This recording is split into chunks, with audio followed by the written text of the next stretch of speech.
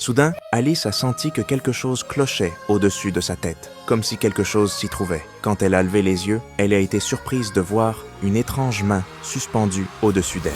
Heureusement, Sophie a été rapide et a immédiatement couvert sa bouche. Ensuite, une créature bizarre a sauté d'en haut et s'est précipitée directement vers la planque. Le monstre s'est arrêté à mi-chemin et Alice a pu le voir clairement. Il mesurait au moins 2 mètres de haut et avait une aura écrasante. C'est à ce moment-là que Sophie a enfin lâché sa main. Mais avant qu'elle ne puisse reprendre son souffle, le monstre a soudainement rugi, comme s'il appelait quelque chose. Rapidement, un groupe de monstres identiques a convergé de toutes parts, et en un clin d'œil, ils étaient là tous rassemblés devant la porte de la planque. C'était une scène vraiment terrifiante. Alice a alors réalisé que c'était ce groupe de monstres qu'elles avaient affronté auparavant. Pendant ce temps, Léon, qui était à l'intérieur de la planque, a également entendu l'agitation à l'extérieur.